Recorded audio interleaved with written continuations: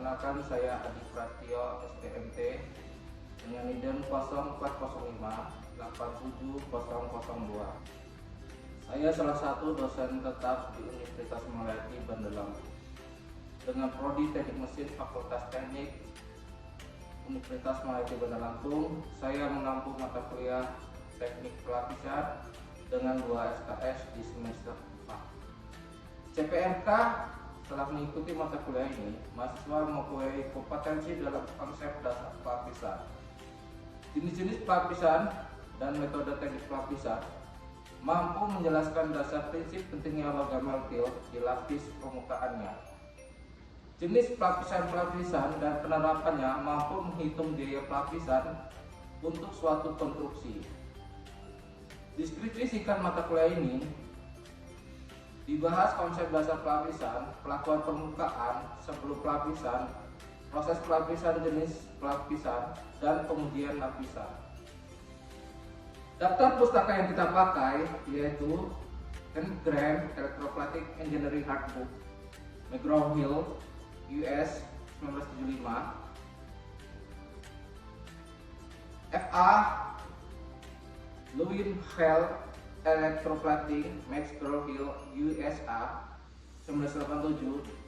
Berikutnya Great Muller Plating of Plastics, England 1971.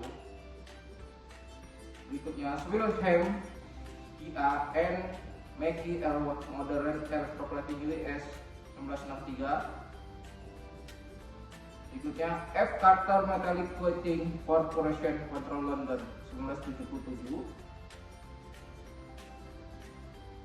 Rubrik penilaian yaitu tugas 10%, kuis 15%, UTS 30%, UAS 35%, kehadiran dan keaktifan 10%. Itulah rubrik dari penilaian mata kuliah teknik pelapisan.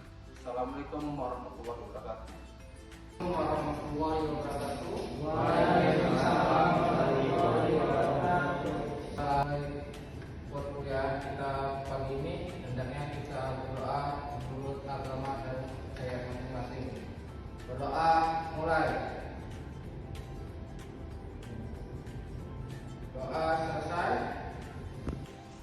Kita kuliah. Saya akan dulu ya. Refri. Saya Pak. Fajar Saputra. Hadir Pak. Victoria. Fajar. Rendra. Aji Pangestu, Enggar. Kontrak kuliah kita berapa persen dari kuis ya? Kontrak kuliah kuis, UTS, UAS, tugas ya. Mau berapa persen? UAS 30 Pak. UAS 30. TS 25.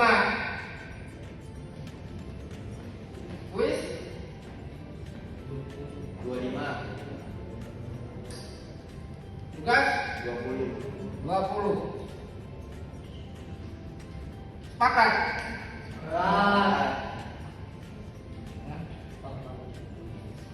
Keterlambatan 5 menit. 15 menit.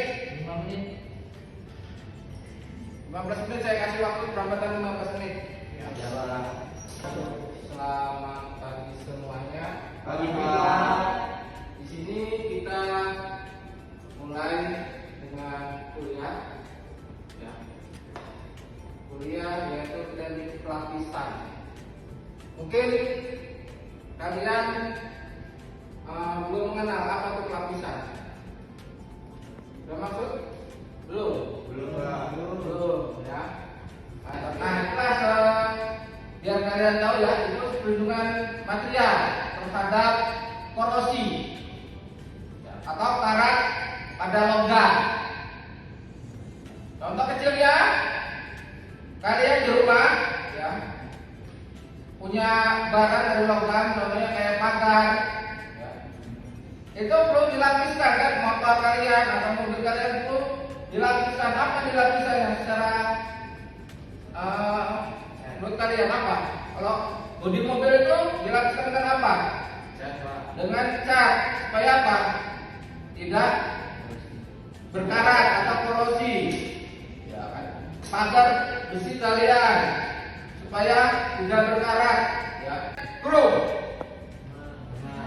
nah dengan krom, apa krom itu apa? Kalian laki-laki mungkin pernah mendengar, kalau yang bapaknya belum pernah mendengar. Krom itu untuk apa, Mas? Krom itu biasanya untuk apa? Krom untuk pengkilatan, ya, untuk supaya bodi motor atau bodi mesin di kendaraan kalian itu mengkilat, menjreng. Nah, dari mengkilat itu supaya apa? Terhindar dari karat, ya, dilapisin dari karat, ya. Sistem lapisan elektro, ada elektrolit plating, ada nikel plating, dan ada nikel plating dan aplikasi nikel plating. Nanti jenis untuk yang jenis nikel, ya, yang kita pelajari sebentar ini untuk jenis nikel. Nah, elektroplating, ya, elektroplating di sini, ya, merupakan proses elektrokimia, ya, terjadi reaksi kimia antara ion logam yang dilakukan dari lautan didepositkan sebagai lapisan tipis pada permukaan katoda. Di sini terjadi sifat kimia, ada sifat fisik, ada sifat optik, ada sifat mekanik. Ya, maksudnya sifat kimia apa? Meningkatkan, ya, terjadinya resistensi, korosi, ya, meningkatkan terjadinya resistensi, korosi, dia meningkat korosinya. Bodi mobil atau bodi motor kalian akan mengalami korosi atau hubungan itu kan akan mengalami korosi dari lapisan itu terbuka. Pasti akan timbul korosi, dari lapisan itu hilang akan menimbulkan korosi, begitu, ya. Sifat mekanik di sini meningkatkan kekuatan tarik dan kekerasan, ya, jadi sifat mekanik saling mengikat, ya, sini, ya.